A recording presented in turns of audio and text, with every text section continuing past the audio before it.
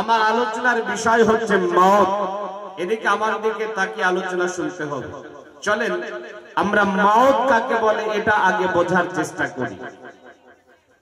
জীববিজ্ঞানীর ভাষায় জীবন আছে এমন যৌব পদার্থের অন্তিম সীমাকে বলা হয় মওত। আমি আমার ভাষাতে বলি, আপনার বাড়ি আছে, গাড়ি আছে, টাকা আছে, পয়সা আছে, জমি জিরাত আছে, টাকা পয়সা আছে, একটা গোছানো সংসার আছে, এই সব কিছু পড়ে থাকবে।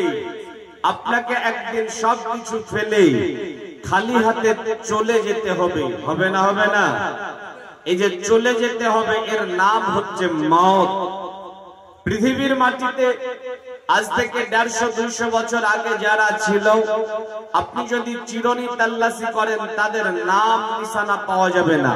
যাবে নাকি? কথা বলেন, যাবে? এখানে অনেক মানুষ বসে আছেন, অনেক বয়সী মানুষ বসে আছেন। কেউ বলে দিতে পারবেন আপনার দাদার দাদার নাম কি? বলতে পারবেন ভাই? দাদার দাদার নাম বলতে পারবেন না, অথচ তিনি আপনার রক্তের সম্পর্কের মানুষ। আজ থেকে 150-200 বছর আগে তিনি পৃথিবীর মাটিতে ছিলেন, তিনি চলে আছেন। আর সব মানুষের কথা বাদ দেন, আপনার সঙ্গে তার রক্তের সম্পর্ক, তারপরেও আপনি তার নামটা পর্যন্ত ভুলে গেছেন। সম্মানিত ভাইরা, আজ থেকে 150-200 বছর পরে পৃথিবীর সব মানুষের কথা বাদ দেন, আপনার সঙ্গে যাদের রক্তের সম্পর্ক তারা আপনার নামটা পর্যন্ত ভুলে যাবে। এর নাম হচ্ছে মওত। পৃথিবীর মাটিতে আমরা কেউ চিরস্থায়ী বাঁচতে আসিনি। যতই আমরা শ্রেষ্ঠ হয়ে যাই না কেন, আমরা চিরস্থায়ী বাঁচতে পারবো না। শ্রেষ্ঠত্বের বিচার করতে গেলে পৃথিবীর মাটিতে সর্বশ্রেষ্ঠ মহামানব হচ্ছেন মুহাম্মদুর রাসূলুল্লাহ সাল্লাল্লাহু আলাইহি সাল্লাম। এতে কোনো সন্দেহ আছে? কথা বলেন, আছে? নাই। আজকে পৃথিবীর মাটিতে কিছু নাস্তিক আছে, কিছু কোলাঙ্গার আছে, কিছু পিতামাতার পরিচয়হীন জারদ সন্তান আছে, কিছু নরদামার কীট আছে যারা আমার নবীর চরিত্র নিয়ে বাজে মন্তব্য করে। বাংলাদেশের তাসলিমা নাসরিন আর আমাদের দেশের নূপুর শর্মা আমার নবীর চরিত্র নিয়ে বাজে মন্তব্য করেছিল না? কথা বলেন, করেছিল না? এই তো কয়েকদিন আগে বাংলাদেশের পতিতালয়ে জন্মগ্রহণ করা একজন নরদামার কীট রাখাল সাহা আমার নবীর চরিত্র নিয়ে বাজে মন্তব্য করেছে। বলেন, এদের বাজে মন্তব্যতে আমার নবীর কিছু আসে যায়? কথা বলেন, আসে যায়? যাই না। আমি মৌলভী শামীম আখতার আজকে আপনাদের এই হুকারহাটে জলসা করতে এসেছি। বাড়ি চলে যাব জলসা করে রাতারাতি। এখন আগামী কালকে আপনাদের হুকারহাটের একজন ব্যক্তি যার কাছে কোরআনের ইলম নেই, জেনারেল ইলম নেই, একেবারে নিম্ন পর্যায়ের একজন মানুষ, চায়ের দোকানে বসে এক হাতে চা আর এক হাতে বিড়ি নিয়ে একবার বিড়িতে টান দেয় আর একবার চায়ে টান দেয়, আর বলে মৌলভী শামীম আখতারকে কে ডেকেছিল, কোরআন হাদিস কিচ্ছু জানে না। বলেন, ওর ওই কুটু মন্তব্যতে আমার কিছু আসে যায়? আসে যায়? যাই না। ঠিক সেই রকম পৃথিবীর নাস্তিকদের কুটু মন্তব্যতে আমার নবীর কিছু আসে যায় না। আয় নবীর উম্মতের দলেরা, পৃথিবীর মাটিতে 63 বছর জিন্দেগি পেয়েছিলেন আমার নবী।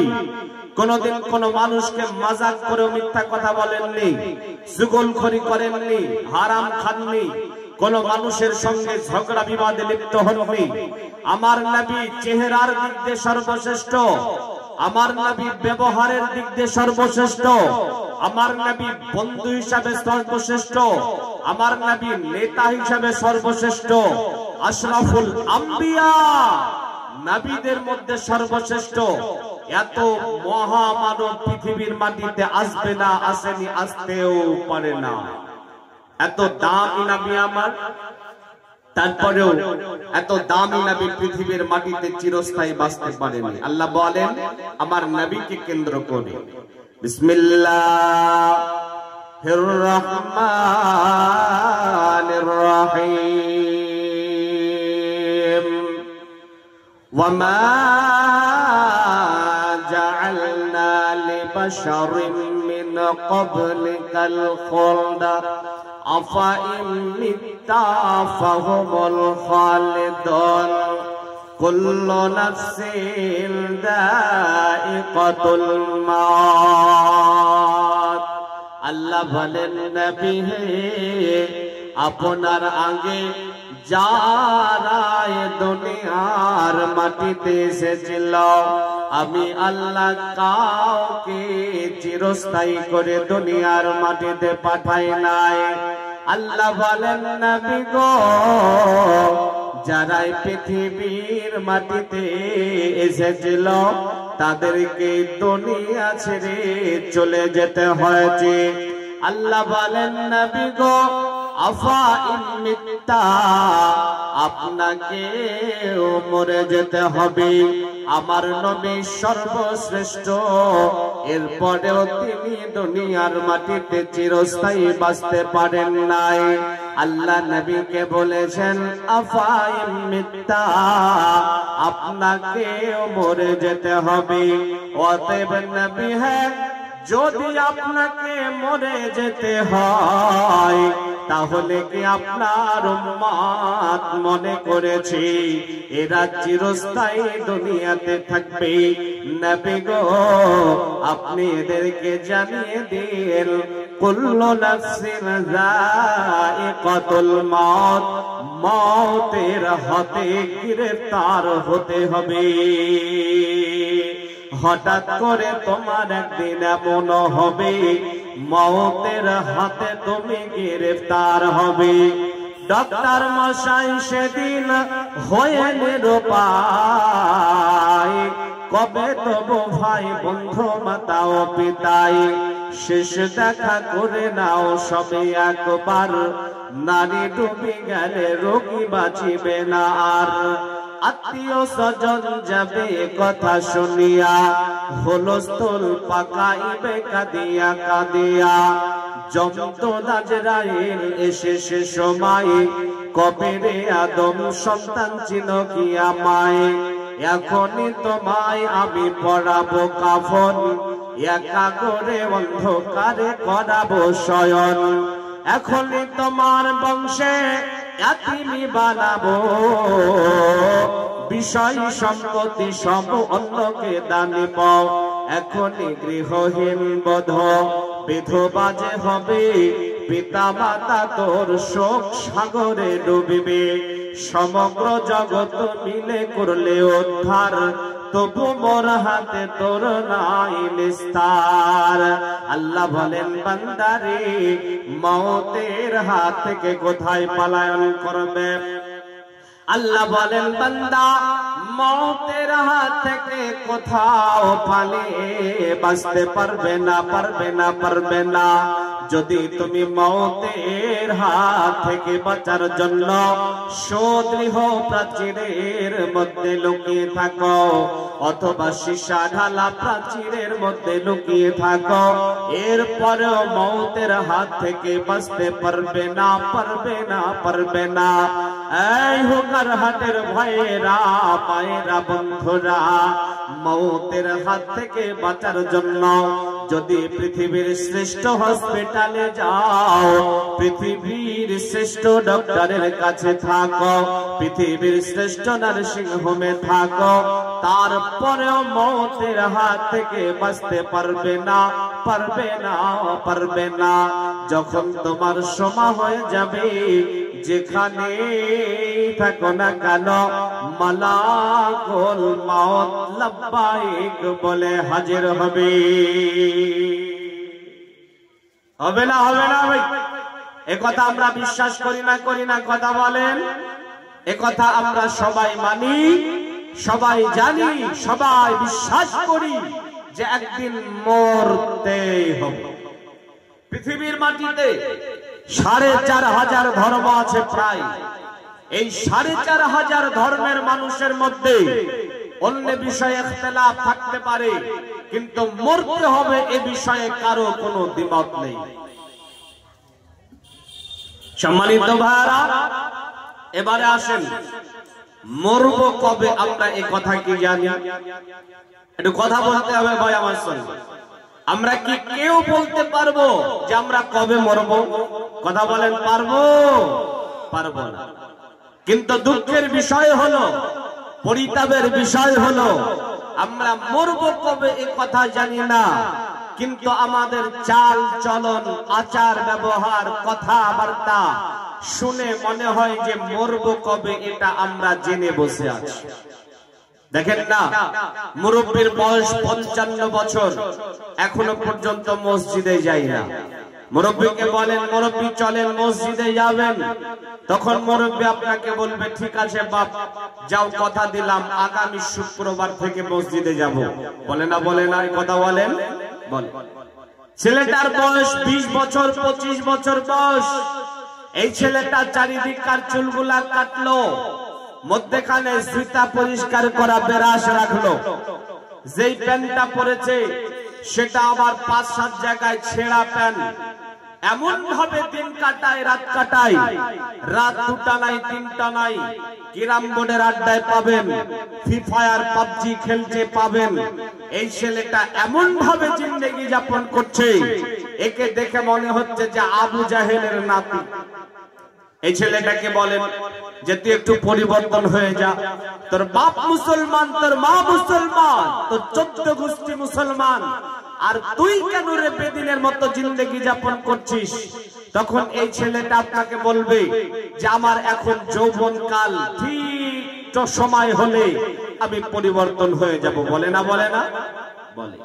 এখানে অনেক মানুষ আছেন যারা মুখের দাড়িটাকে রাখতে পারেননি।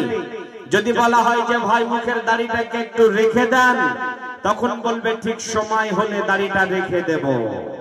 তো ভাইয়া, আমার প্রশ্ন হলো মরবেন কবে এটা জানলেন কি করে? আপনি যে বললেন আগামী শুক্রবার থেকে মসজিদে যাব, আগামী শুক্রবার পর্যন্ত বাঁচবেন এই গ্যারান্টি কথা বলেন? এই যুবক, তুমি যে বললে ঠিক সময় হলে পরিবর্তন হয়ে যাব, তো তুমি বাঁচবে কতদিন? মালাকুল মাউতের সঙ্গে কি কন্ট্রাক্ট হয়? যদি হয় তাহলে তার নাম্বারটা দাও, আমরাও যোগাযোগ করি। মরব কবে আমরা এই কথা কেউ জানি না। আমার আল্লাহ বলেন বিসমিল্লাহির রহমানির রহিম ওয়ামা তাদরি নাফসুম মাযা তাকসিবু গাদা ওয়ামা তাদরি नफ्सुम बिअय्यि अर्ज़िन तमूत। दो चीज़ मेरा कसा जोर जोर एक आबेदाना दिगाद खाहे गोर। দুই জিনিস মানুষের করে আকর্ষণ, প্রথম তার দানা পানি, দ্বিতীয় মরণ। যার যেথা লেখা আছে খাইবে যাইয়া, মরণ যেখানে যার যাইবে ঘটিয়া। কার কথা মরণ আছে থাকতো যদি জানা, দুর্ঘটনা হয় মানুষ কভু মরিত না। আল্লাহ বলেন বান্দারে আগামী কালকে তুমি কোথায় যাবে, তোমার রুজি কোথায় আছে, তুমি কি খাবে?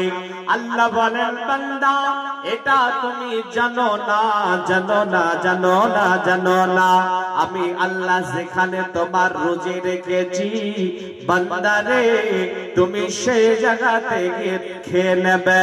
আল্লাহ বলেন বান্দা কোন বয়সে তোমার মত হবে রে? শৈশবে হবে নাকি কৈশোরে হবে, বার্ধক্যে হবে নাকি যৌবনে হবে, এটা তুমি জানো না, জানো না, জানো না। অতএব রে নবীর উম্মতের দলেরা, আল্লাহর গোলামেরা ভালো করে শ্রবণ করে নাও। যে বিষয় আমাদের জানা নেই যে আমরা কবে মরব, এই মওতটাকে দূরে মনে করলে চলবে না। মওতটাকে সব সময় সন্নিকটে মনে করতে হবে, কাছে মনে করতে হবে। মওতটাকে কত নিকটে মনে করতে হবে, কত কাছে মনে করতে হবে। এই ব্যাপারে বিশ্বনবী জনাবি মুহাম্মদুর রাসূলুল্লাহ সাল্লাল্লাহু আলাইহি ওয়াসাল্লাম বলছেন, আন ইবনে ওমর রাদিয়াল্লাহু তাআলা আনহু قال আখাজা রাসূলুল্লাহ সাল্লাল্লাহু আলাইহি ওয়াসাল্লাম বিবাজিন জাসাদিনা। নবীর উম্মতের দলেরা বিশ্ব নবী মওতকে কত নিকটে মনে করতে বলেছেন শোনেন। ইবনে ওমর বলছেন কোন একদিন বিশ্ব নবী জনাবি মুহাম্মদুর রাসূলুল্লাহ আমার কাছে চলে এলেন। আল্লাহর নবী জনাবি মুহাম্মদুর রাসূলুল্লাহ সাল্লাল্লাহু আলাইহি ওয়াসাল্লাম আমার কাছে আসার পরে আমার শরীরের কোন একটা জায়গাতে হাত রাখলেন। রাখার পরে বলছেন ইবনে ওমর শোনো রে, কুন ফিদ দুনিয়া কান্নাকা গরীবুন আও আবিরু সাবিলিনা। ইবনে ওমর বলেন আল্লাহর নবী আমার কাছে আসার পরে বলছে ইবনে ওমর তুমি দুনিয়াতে যতদিন বাঁচবে দুনিয়াটাকে তুমি মুসাফির খানা মনে করবে। একটা মুসাফির যেমন করে তার সফরটাকে কাটায়, একটা মুসাফির যেই রকম করে সফরটাকে কাটায় অমনি করে দুনিয়াটাকে তুমি মুসাফির খানা মনে করবে। ওয়াগদ্দা নাফসাকা মিন আহলিল কবর, আর সদা সর্বদা নিজেকে কবরবাসী মনে করবে। বন্ধুরে আমার, ইবনে ওমরকে যখন আল্লাহর নবী এমনি করে বললেন, ইবনে ওমর তখন তার ছেলেদেরকে ডাকলেন।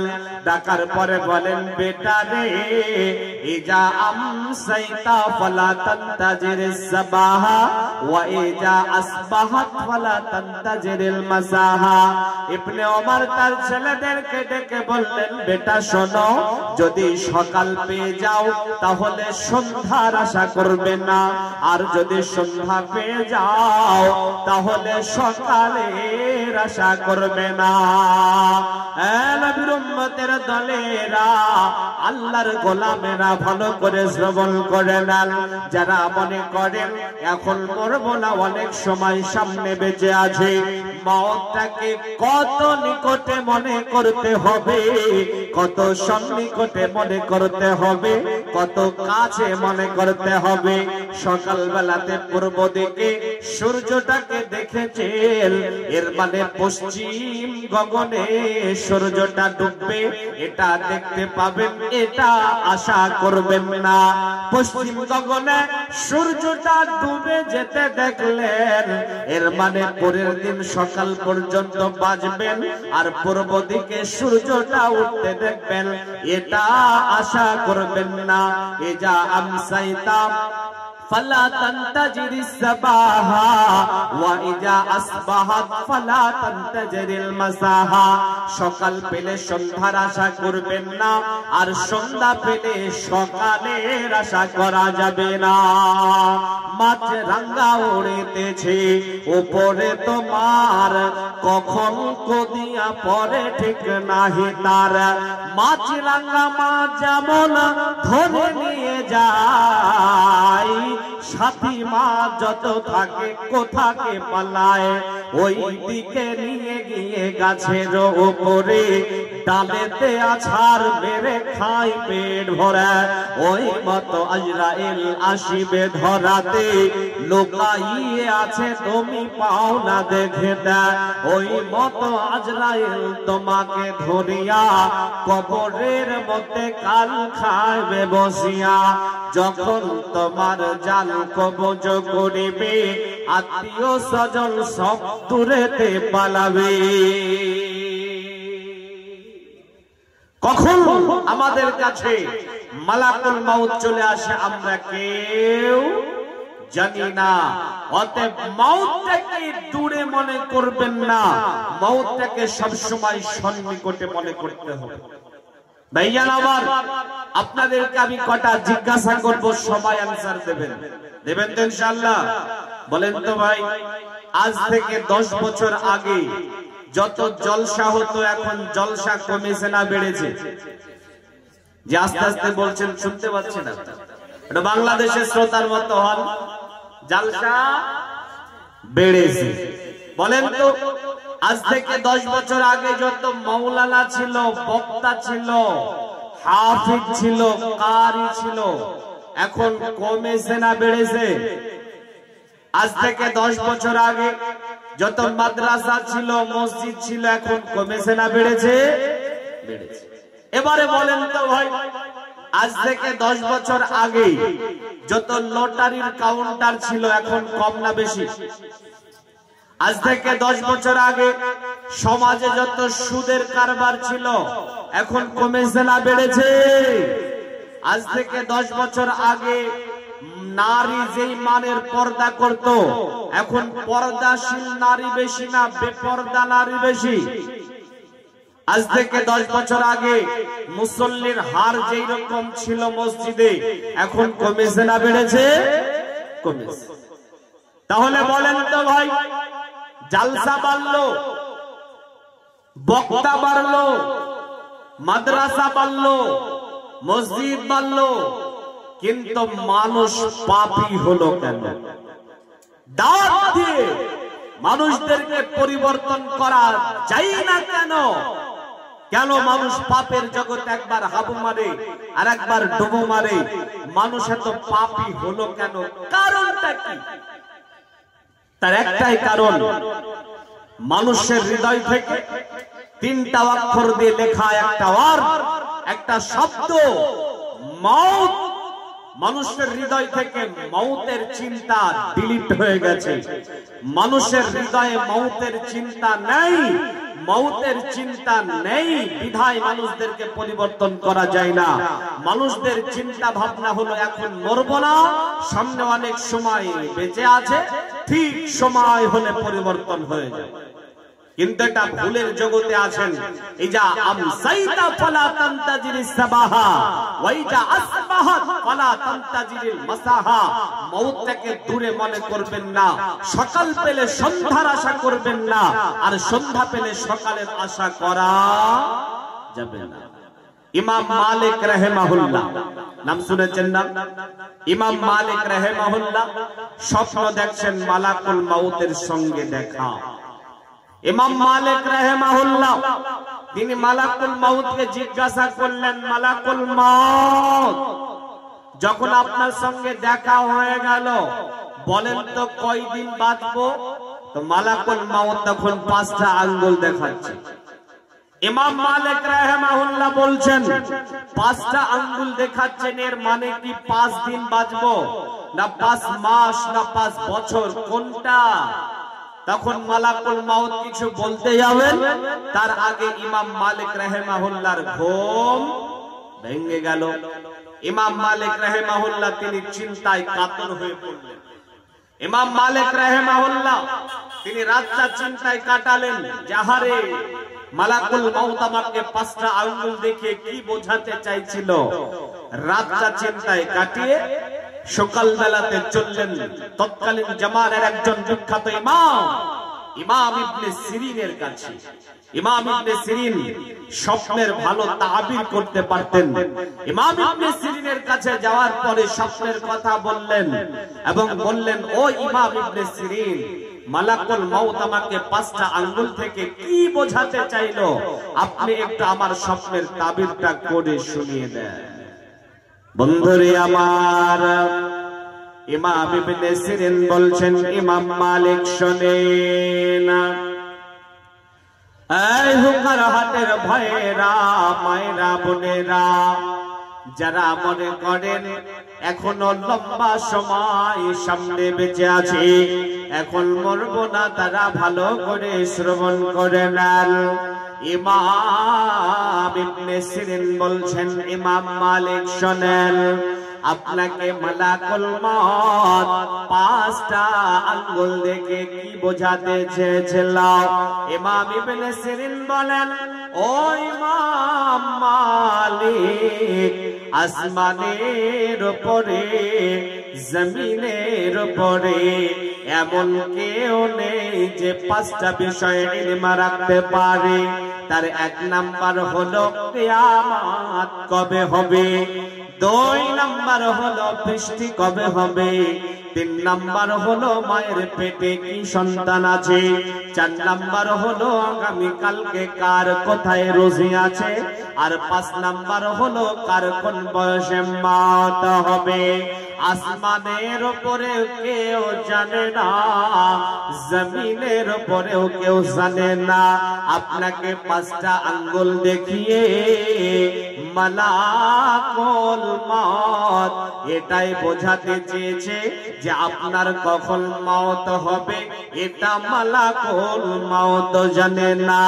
ওরে নবীর উম্মতের দলেরা, আল্লাহর গোলামেরা, একবার কি বোঝার চেষ্টা করবেন না গো, একবার কি বুঝবেন না গো, আল্লাহ যে ফেরেশতাকে জান কবজ করার দায়িত্ব দিয়ে রেখেছেন মালাকুল মউত, এই মালাকুল মউত জানে না যে কখন তাকে আপনার কাছে আসতে হবে, আপনি কখন মৃত্যুবরণ করবেন। অতএব মালাকুল মউত যদি না জানে আমরা কেমন করে বলতে পারি যে এখন মরব না, সামনে অনেক সময় বেঁচে আছে। বন্ধুরে, পৃথিবীর ইতিহাস দেখেন, অনেক বক্তা জলসার স্টেজে উঠেছে বক্তব্য দিব বলে, কিন্তু বক্তব্য দিতে পারেনি, লাশ হয়ে নেমে গেছে।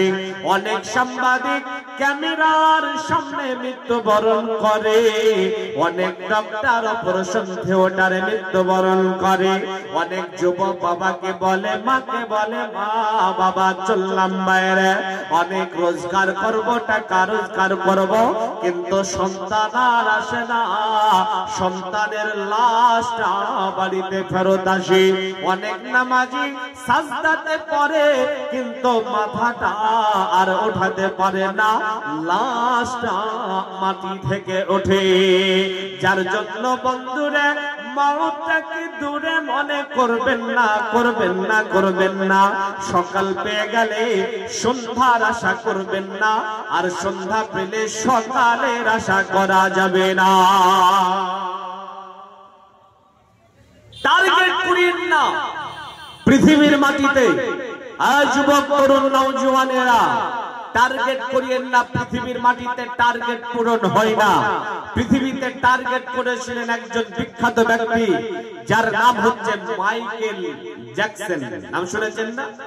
মাইকেল জ্যাকসন নাম শুনেছেন? মুরব্বীরা না শুনলে এই যুবকেরা যারা কম বয়সী আছে তারা মাইকেল জ্যাকসনকে চিনবেই না।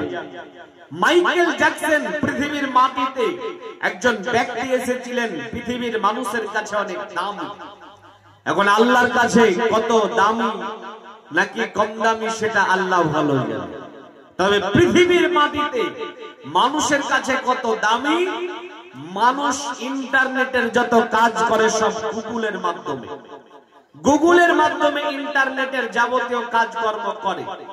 মাইকেল যেদিন মারা গেল, গুগলে মাইকেলের নাম এতটা সার্চ করেছিল, গুগল কর্তৃপক্ষ মনে করছে কোন হ্যাকার হ্যাক করে নিয়েছে, যার জন্য তাদের কার্যক্রমকে 45 মিনিট বন্ধ করে দিয়েছিল। গুগলের মধ্যে একটা সাইট আছে উইকিপিডিয়া। মাইকেল যেদিন মারা গেল, উইকিপিডিয়াতে তার নাম এত সার্চ করেছে, উইকিপিডিয়ার কর্তৃপক্ষ মনে করছে কোন হ্যাকার হ্যাক করেছে, যার জন্য তাদের কার্যক্রমকে 1 ঘন্টা বন্ধ রেখেছিল। মাইকেল এত দামি, স্বল্প সময়ে পরিচিতি অর্জন করেছে, অনেক অর্থের মালিক হয়েছে, কয়েক সেকেন্ড স্টেজ পারফরম্যান্স করে, যার জন্য অনেক টাকা দেওয়া লাগে। মাইকেল যখন স্বল্প সময়ে পরিচিতি এবং অর্থের মালিক হলো, তখন মাইকেল বলছে মরবো তো ঠিক, কিন্তু পৃথিবীতে 150 বছর বাঁচবো। টার্গেট করলো 150 বছর। যে আপনি টার্গেট করেছেন দাড়িগুলো কালো আছে, সাদা হওয়া পর্যন্ত তো বাঁচছি, দাদার বয়স তো পাচ্ছি, বাপের বয়স তো পাবোই, এই যে আপনার টার্গেট, ঠিক একই টার্গেট মাইকেল করেছিল 150 বছর। আর এই 150 বছর পৃথিবীতে বাঁচার জন্য সাধারণ জিন্দেগি যাপন করতো না, অসাধারণ জিন্দেগি যাপন করত। পৃথিবীর মাটিতে তাগড় তাগড় ডাক্তারদেরকে বেছে পার্সোনাল চিকিৎসার জন্য রেখে দিয়েছিল। মাইকেল কোনো খাবার খাবে তার আগে কয়েকবার পরীক্ষা নিরীক্ষা করে তারপরে খায়। পাবলিক প্লেসে গেলে গ্লাভস পরে, মাস্ক পরে, তারপরে পাবলিক প্লেসে যায়। এত সচেতনতা, এত সতর্কতা শুধুমাত্র 150 বছর বাঁচার জন্য। কিন্তু বন্ধু, মাইকেলের যখন মাত্র 50 বছর বয়স, মাথা ব্যথা হয়েছে, মাইকেলের ডাক্তার পরীক্ষা নিরীক্ষা সব এর মধ্যেখানে মাইকেল পড়ে আসে। মালাকুল মউত এসে বলছে, চলো মাইকেল, তোমার টাইম হয়ে গেছে। মাইকেল টার্গেট পূরণ করতে পারেনি, অতএব আপনি টার্গেট করিয়েন না। পৃথিবীর মাটিতে টার্গেট পূরণ হয় না। ইজা আমসাইতা ফালা তানতাজিরিস সাবাহা ওয়া ইজা আসবাহাত ফালা তানতাজিরিল মাসাহা। সকাল পেলে সন্ধ্যার আশা করিয়েন না, সন্ধ্যা পেলে সকালের আশা করিয়েন না। ভাইয়ান আসুন, আল্লাহর কোরআনে আল্লাহ আয়াত অবতীর্ণ করলেন। বিসমিল্লাহির রহমানির রহিম। ওয়াজাআত সাকরাতুল মাউতি বিল হক। বিশ্বনবীর উপরে যখন কোন আয়াত অবতীর্ণ হতো, বিশ্বনবী সঙ্গে সঙ্গে সাহাবাদের সামনে আয়াতটা বলে দিতেন। বিশ্বনবী সাহাবাদেরকে ডাকলেন, সাহাবারা এসে বসে পড়লেন। আল্লাহর নবী বলছেন, রে আমার সাহাবারা, আজকে আমার উপরে আয়াত অবতীর্ণ হয়েছে। ওয়াজাআত সাকরাতুল মাউত বিল হক। মওতের যন্ত্রণা সত্য, মওতের সময় কঠিন যন্ত্রণা হবে, মওতের সময় খতরনাক যন্ত্রণা হবে, মওতের সময় ভয়ঙ্কর যন্ত্রণা হবে। বিশ্বনবী সাহাবাদেরকে যখন আয়াতটা পড়ে শোনালেন, তখন সাহাবারা ভয়ে কম্পিত হয়ে গেল। আহারে, মওতের যন্ত্রণা না জানি কত কঠিন হতে পারে। উপস্থিত যত সাহাবা ছিলেন, এর মধ্যে একজন সাহাবা যার নাম হচ্ছে আমর ইবনুল আস। আয় নবীর উম্মতের দলেরা, গভীর মনোযোগ দিয়ে আলোচনা শ্রবণ করেন, একটু বোঝার চেষ্টা করেন। আল্লাহর নবী এই কথা যখন বলছিলেন, তখন আমর ইবনুল আস নামক একজন সাহাবা উপস্থিত ছিলেন। আমর ইবনুল আস তিনি এই আয়াতটা অবতীর্ণ হওয়ার পর থেকে পাগলের মতো বেকুল বেচেন হয়ে পড়লেন। মওতের যন্ত্রণা না জানি কত কঠোর। আর তিনি এই আয়াতটা অবতীর্ণ হওয়ার পর থেকে পুরো মদিনা ছুটে বেড়াতেন। যেখানেই শুনতে পেতেন যে কেউ মরে যাচ্ছে, তার কাছে ছুটে চলে যেতেন। যাওয়ার পরে বলতেন, আল্লাহর গোলাম, আল্লাহ বলেছেন মওতের যন্ত্রণা হবে, মওতের যন্ত্রণা সত্য। তুমি এখন মওতের যন্ত্রণার সম্মুখীন, তুমি আমাদের একটু বলে যাও মওতের যন্ত্রণা কেমন লাগছে। বন্ধুরে আমার, আমরা ইবনুল আস এমনি করে পাগলের মতো ছুটে বেড়াতেন। একদিন ফাঁকা জায়গাতে দাঁড়িয়ে কান্নায় ভেঙে পড়লেন। আহারে, মানুষেরা কেন আমাকে মওতের যন্ত্রণার ব্যাপারে বলল না? আমর ইবনুল আস এমনি করে কান্নায় ভেঙে পড়লেন। বন্ধুরে আমার, দিন যায়, রাত যায়, মাস যায়, বছর যায়। এবারে একটা সময় আমর ইবনুল আসের মওতের সময় চলে এসেছে। আমর ইবনুল আস মওতের শয্যায় পড়ে আছেন। তিনি পৃথিবীর মাটি থেকে চলে যাবেন। তো আমর ইবনুল আসের ছেলেটা তার মাথার কাছে বসেছে। বসার পরে বলছে, আব্বা জান, এতদিন পর্যন্ত মওতের যন্ত্রণাটা কেমন এটা আপনি জানার পরও চেষ্টা করেছেন, কিন্তু আপনাকে কেউ বলেনি, কেউ বলেনি মওতের যন্ত্রণাটা কেমন।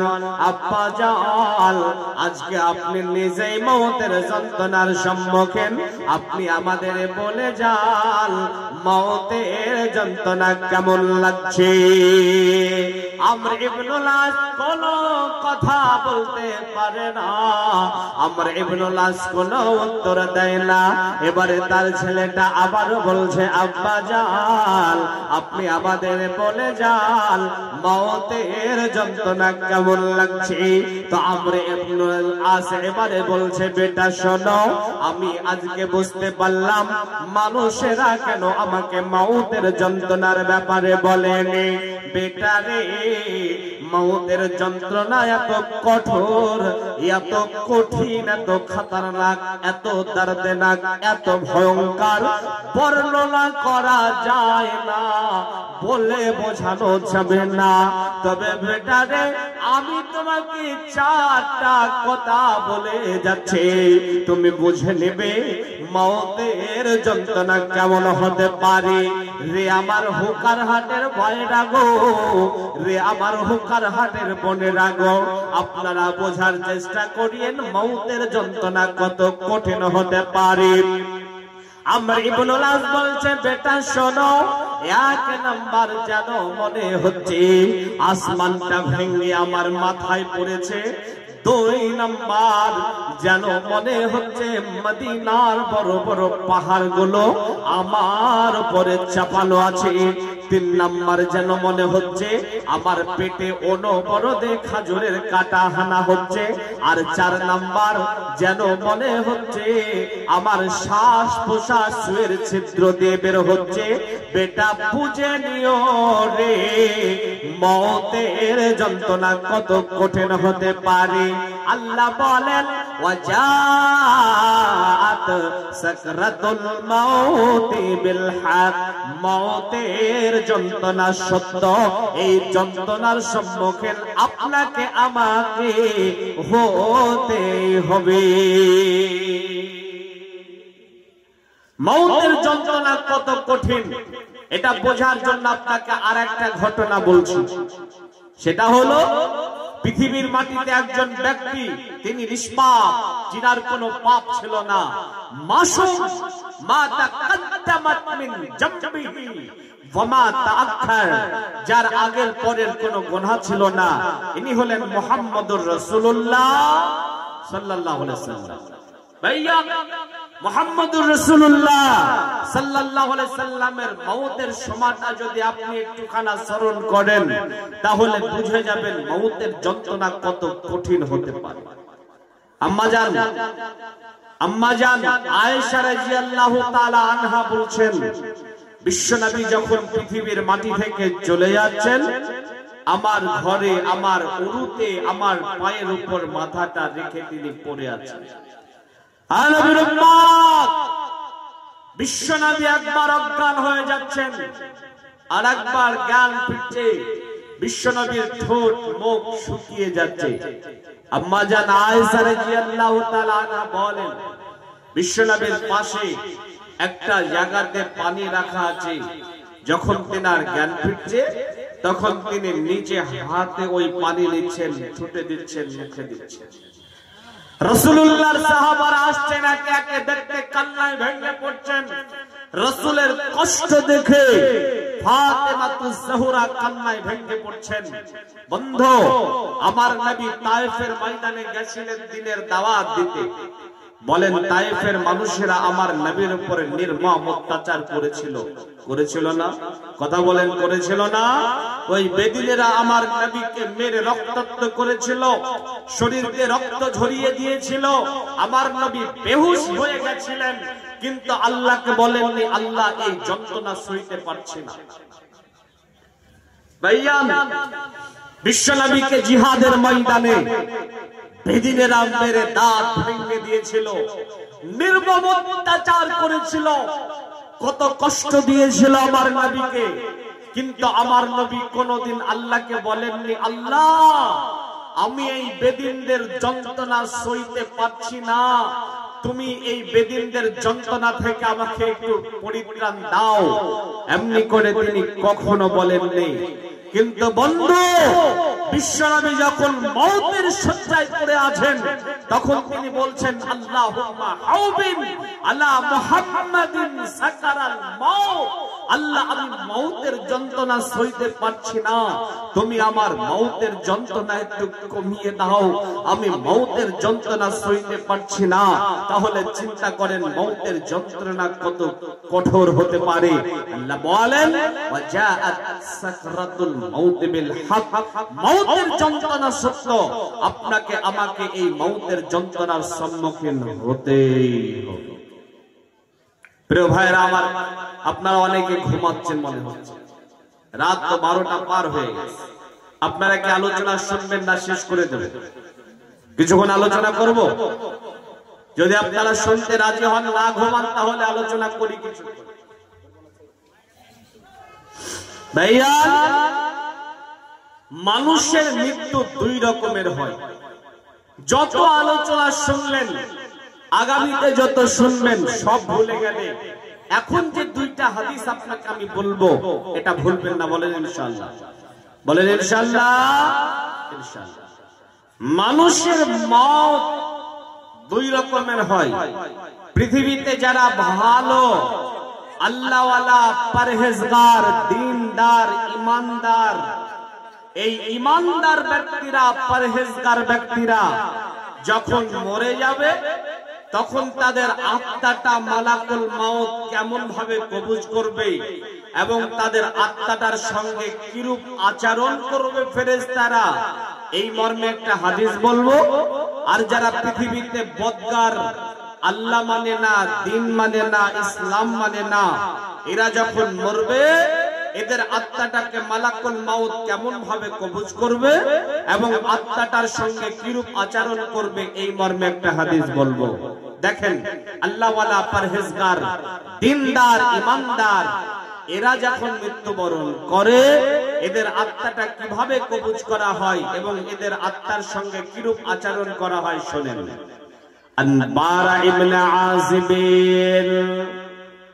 রাদিয়াল্লাহু তাআলা আনহু قال قال রাসূলুল্লাহ সাল্লাল্লাহু আলাইহি ওয়াসাল্লাম ইন্নাল আবদাল মুমিন ইদা কানা ফিল কিতাইম মিনাদ দুনিয়া ওয়া ইকবালিন মিনাল আখিরাহ নাযালা ইলাইহি মালাইকাতু মিনাস সামাই বিজুল উযুহি কাআন্না উযুহাহুমুশ শামসু মা'আহুম কাফানুম মিন আকফানিল জান্নাহ ওয়া হানাতুম মিন হানুতিল জান্নাহ ইলাল আখিরিল হাদিস। বন্ধুরে আমার, বারা ইবনে আযিব রাদিয়াল্লাহু তাআলা আনহু বলেন, বিশ্বনবী জনাবি মুহাম্মদুর রাসূলুল্লাহ সাল্লাল্লাহু আলাইহি ওয়াসাল্লাম বলেছেন, ইন্নাল আবদাল মুমিন, যখন আল্লাহর কোন মুমিন বান্দা, পরহেজগার বান্দা, ঈমানদার বান্দা, রুকু করনে ওয়ালা, সাজদাতে ঝুঁকনে ওয়ালা, পরহেজগার ব্যক্তি যারা পৃথিবীর মাটিতে আছে, এরা যখন মৃত্যুবরণ করে, ইজা কানা ফিল কিতাইম মিনাদ দুনিয়া ওয়া ইকবালুম মিনাল আখিরাহ, দুনিয়ার মাটি থেকে যখন তারা পরকালবাসী হয়, তো এদের আত্মাটাকে রিসিভ করার জন্য, এদের আত্মাটাকে কবুল করার জন্য নাযালা ইলাইহি মালাইকাতু মিনাস সামাই বিজুল উজুহি, আসমানের উপর থেকে এক দল ফেরেশতা দুনিয়ার মাটিতে চলে আসে। বিজুল উজুহি, যাদের চেহারা হয় সুন্দর চেহারা, কত সুন্দর চেহারা। বিশ্বনবী বলেন, কাআন্না উজুহাহুমুশ শামসু, সূর্যটা যেই রকম ঝকঝকে চকচকে হয়, এই রকম ঝকঝকে চকচকে তাদের চেহারা হয়। মাহুম কাফালুম মিন আকফানিল জান্নাহ, জান্নাত থেকে তারা এক টুকরো কাফন নিয়ে আসে। ওয়া হানাতুম মিন হানুতিল জান্নাহ, জান্নাত থেকে তারা সেন্ট নিয়ে আসে, আতর নিয়ে আসে, সুগন্ধ নিয়ে আসে। আসার পরে ওই আল্লাহওয়ালা পরহেজগার দিনদার ইমানদার যেই ব্যক্তি দুনিয়া থেকে বিদায় নেবে, মওতের শয্যায় পড়ে আছে, মাদ্দাল বাসারি, ওর চোখের আড়ালে দূরে একটা জায়গাতে এই ফেরেশতার দলটা বসে যায়। সুম্মা ইউজাউ মালাকুল মাউত, এরপরে শুধুমাত্র মালাকুল মাউত ওই ব্যক্তিটার কাছে যায়। যাওয়ার পরে বলে, ইয়া আইয়াতুহান নাফসুত তাইয়্যিবাহ, বলে রে পবিত্র আত্মা, ভালো আত্মা, তুখরিজি বের হয়ে এসো ইলা মাগফিরাতিন মিনাল্লাহি ওয়া রিজওয়ানা, আল্লাহর দয়ার দিকে, আল্লাহর ক্ষমার দিকে, আল্লাহর রেজামন্দের দিকে বের হয়ে এসো। বন্ধুরে আমার, একটা বোতলের মধ্যে যদি পানি থাকে আর বোতলটাকে যদি কাপ করা হয়, যেমনি আরামসে পানিটা বের হয়ে যাবে, অমনি করে আরামসে ওই পরহেজগার ব্যক্তিটা আর আত্মা বের হয়ে আসে। যখন আত্মাটা বের হয়ে আসে, ওই যে দূরে ফেরেশতার দল বসেছিল জান্নাতের কাফন আর জান্নাতের সুগন্ধ নিয়ে, এই ফেরেশতার দলটি দৌড়িয়ে ওই আত্মাটার কাছে চলে যায়, আত্মাটাকে জান্নাতের কাফনে জড়িয়ে নেয়, জান্নাতের সুগন্ধ তার উপরে ঢেলে দেয়। এরপরে তারা মাগফিরাতের দোয়া করতে করতে করতে আসমান পথে যেতে আরম্ভ করে। দুনিয়া থেকে যে আসমানটা দেখতে পাই আমরা, এটাকে বলা হয় দুনিয়াবি আসমান। এর উপরে আরো 6খানা আসমান আছে। ওই আত্মাটাকে নিয়ে দুনিয়াবি আসমানের কাছে যখন যাওয়া হয়, আসমানের গেট সঙ্গে সঙ্গে খুলে যায়। আসমানের উপরে আত্মাটাকে যখন উঠানো হয়, তো আসমানের উপরে যত ফেরেশতা আছে, এদের মধ্যে এলান হয়ে যায় যে একটা পরহেজগার ব্যক্তির আত্মা এসেছে। তো আসমানের ফেরেশতারা আত্মাটাকে দেখার জন্য, আত্মাটার মাগফিরাতের দোয়ার জন্য এই ফেরেশতারা এক জায়গাতে জমা হয়ে যায়। একটা নেতা যখন আমাদের মধ্যে আসে, নেতাকে যখন সামনে রাখি আর স্লোগান দিতে দিতে দিতে দিতে যেমন এগিয়ে নিয়ে যায়, সম্মাননা দিতে দিতে, ঠিক সেই রকম করে দুনিয়াবি আসমানের উপরে যত ফেরেশতা আছে, আত্মাটাকে সামনে দেয় আর মাগফিরাতের দোয়া করে। দোয়া করতে করতে করতে দ্বিতীয় আসমান পর্যন্ত নিয়ে যায়। দ্বিতীয় আসমানের গেট খুলে যায়, দ্বিতীয় আসমানের উপরে আত্মাটাকে উঠিয়ে দেয়। দেওয়ার পরে প্রথম আসমানের ফেরেশতারা রিটার্ন চলে আসে। দ্বিতীয় আসমানের ফেরেশতারা এই আত্মাটার সম্মানে এক জায়গাতে জমা হয়, মাগফিরাতের দোয়া করে এবং তৃতীয় আসমান পর্যন্ত এগিয়ে দিয়ে আসে। তৃতীয় আসমানের গেট খুলে যায়, তৃতীয় আসমানের উপরে আত্মাটাকে উঠিয়ে দিয়ে দ্বিতীয় আসমানের ফেরেশতারা রিটার্ন চলে আসে। তৃতীয় আসমানের ফেরেশতারা এক জায়গাতে জমা হয়, মাগফিরাতের দোয়া করে চতুর্থ আসমান পর্যন্ত এগিয়ে দিয়ে আসে। এই রকম করে প্রত্যেক আসমানের ফেরেশতারা মাগফিরাতের দোয়া করে এবং সম্মাননা দিতে দিতে দিতে সপ্তম আসমানের উপরে জান্নাতের সাব সেন্টার ইল্লিনের মধ্যে তার আত্মাটাকে রেখে দেয়। বলা যাবে না সুবহানাল্লাহ? সুবহানাল্লাহ।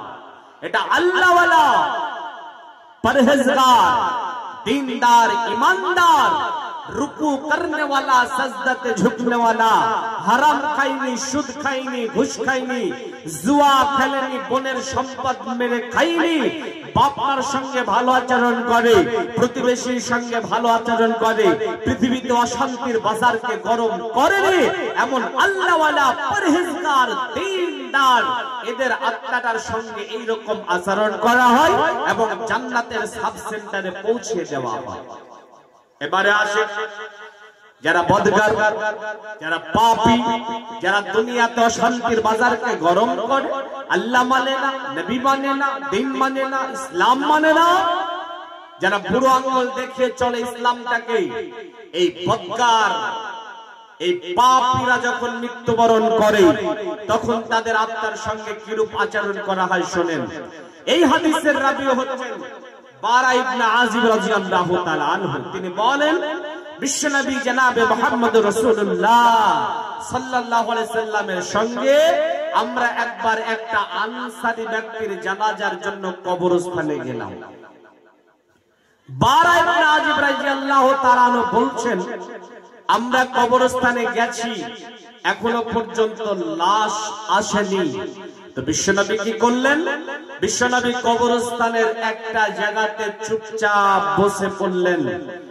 বারা ইবনে আযিব রাদিয়াল্লাহু তাআলা আনহু বলছেন আমরা যতজন সাহাবায়ে কেরাম ছিলাম আমরা বিশ্বনবীর চারপাশে চুপচাপ বসে পড়লাম। কেমন চুপ করে বসে আছি, মনে হচ্ছে যেন আমাদের মাথায় একটি করে পাখি বসে আছে, নড়লেই উড়ে চলে যাবে, এমন চুপচাপ আমরা বসে আছি। কবরস্থানের আদাব শিখেন মুসলমান। আজকে আমরা কবরস্থানে যাওয়ার পরে চিল্লা চিল্লি করি, হই হট্টগোল করি, হাসি তামাশা করি, এর কি ফাজলামো করি, কত রকমের কিছু করি, কিন্তু এটা কবরস্থানের আদাব নয়। কবরস্থানের আদাব হলো আপনি চুপচাপ থাকবেন। বারা ইবনে আযিব রাদিয়াল্লাহু তাআলা বলছেন যে আমরা চুপচাপ বসে আছি, বিশ্বনবীর হাতে ছোট্ট একটুখানা কাঁটি, তিনি কাঁটি দিয়ে বাচ্চা ছেলের মতো মাটিতে দাগ টানছেন। এরপরে তিনি মাথাটাকে উঠালেন, উঠানোর পরে সাহাবাদেরকে বলছেন সাহাবারা তোমরা কবর থেকে আল্লাহর কাছে পরিত্রাণ চাও। সাহাবারা তোমরা কবর থেকে আল্লাহর কাছে পানাহ চাও। কবর বড় খতরনাক জায়গা, কবর বড় ভয়ঙ্কর জায়গা। এমনি করে তিনি তিনবার বাক্যটি বললেন। এরপর তিনি বলেন ইন্নাল আবদাল কাফির ইযা কানা ফিল গিতাইন মিনাদ দুনিয়া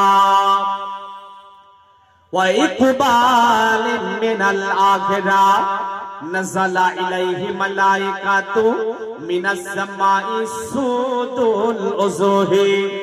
বন্ধুরে আমার, বিশ্বনবী জনাবে মুহাম্মদ রাসূলুল্লাহ সাল্লাল্লাহু আলাইহি ওয়াসাল্লাম বলছেন পৃথিবীর মাটিতে যারা আল্লাহর সঙ্গে কুফরি করে, যারা আল্লাহ মানে না, নবী মানে না, দিন মানে না, ইসলাম মানে না, এই রকম ব্যক্তি যখন দুনিয়ার মাটি থেকে বিদায় নেয় তো এর আত্মাটাকে রিসিভ করার জন্য, কবুজ করার জন্য নাযালা ইলাইহি মালাইকাতু মিনাস সামাই, আসমানের উপর থেকে এক দল ফেরেশতা দুনিয়ার মাটিতে আসে। সুদুল উজুহে, যাদের চেহারা হয় বিভৎস চেহারা, খতরনাক ভয়ঙ্কর চেহারা, এই রকম ভয়ঙ্কর চেহারা বিশিষ্ট একদল ফেরেশতা দুনিয়ার মাটিতে চলে আসে। জাহান্নাম থেকে এক টুকরো চট সঙ্গে করে নিয়ে আসে। মাদ্দাল বাসরি এর চোখের আড়ালে দূরে একটা জায়গাতে বসে যায়।